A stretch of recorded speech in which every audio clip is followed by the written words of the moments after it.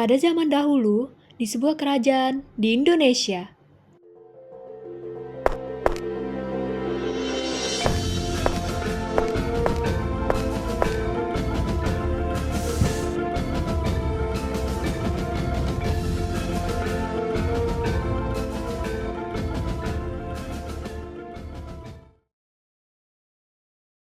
pada tahun 1400-an Masehi, terdapat sebuah kerajaan kuat yang terletak di Jawa Barat.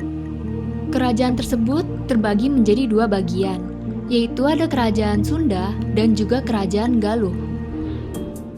Sebelum terbagi menjadi dua bagian, Kerajaan Sunda Galuh awal dipimpin oleh Prabu Niskala Wastukancana, sebelum akhirnya diwariskan kepada kedua putranya, yaitu Prabu Susuk Tunggal dan Prabu Dewa Niskala. Pada tahun 1404 sampai 1406 terjadi perang saudara di Majapahit yang disebut Perang Parekrek. Banyak rakyat Majapahit yang mengungsi ke Kerajaan Galuh, yang pada saat itu diperintah oleh Prabu Dewa Niskala.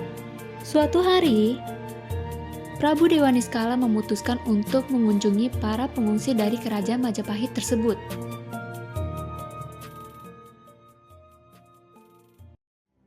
Sesampainya di tempat para pengungsi, Prabu Dewa Niskala langsung disambut oleh para pengungsi yang mengungsi di tempat itu. Banyak yang berlutut hormat untuk memberi salam kepadanya.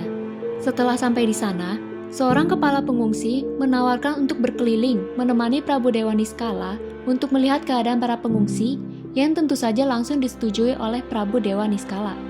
Namun, suatu hal terjadi.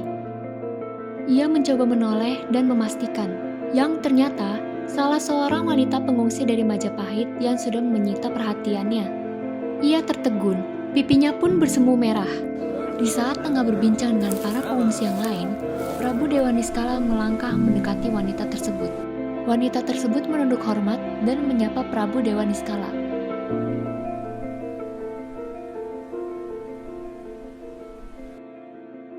Singkat cerita, Prabu Dewa Niskala menyukai dan menikahinya, yang ternyata diketahui jika wanita itu sudah memiliki tunangan. Pada akhirnya, kabar tersebut sampai ke telinga Raja Kerajaan Sunda, yaitu Prabu Susuk Tunggal. Kabar tersebut membuat Prabu Susuk Tunggal sangat marah terhadap Prabu Dewa Niskala. Hal ini dikarenakan Prabu Dewa Niskala melanggar peraturan yang berlaku di tanah Sunda, yaitu menikahi seseorang dari Kerajaan Majapahit, karena pernah terjadinya perang bubat antara Kerajaan Sunda dan juga Kerajaan Majapahit pada tahun 1357 Masehi. Lalu, Prabu Susuk Tunggal memutuskan untuk pergi ke Kerajaan Galuh dan bertemu dengan Prabu Dewa Niskala.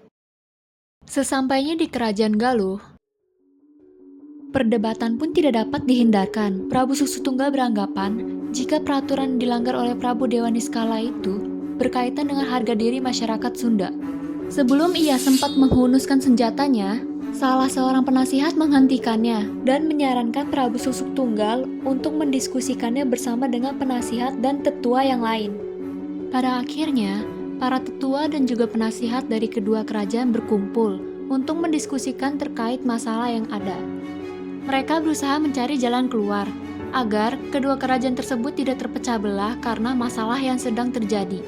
Bahkan ada beberapa tetua yang turun gunung hanya untuk ikut dalam mendiskusikan masalah ini. Setelah berdiskusi, akhirnya mereka menemukan jalan keluarnya, yaitu mengangkat Jayadewata, putra dari Prabu Dewa Niskala, sebagai raja baru dari kedua kerajaan tersebut.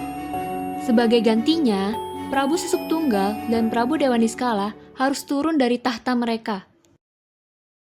Pada tahun 1482 Masehi, Jayadewata atau yang lebih dikenal sebagai Prabu Siliwangi resmi naik tahta menggantikan pendahulunya, yaitu Prabu Susuk Tunggal dan juga Prabu Dewa Niskala.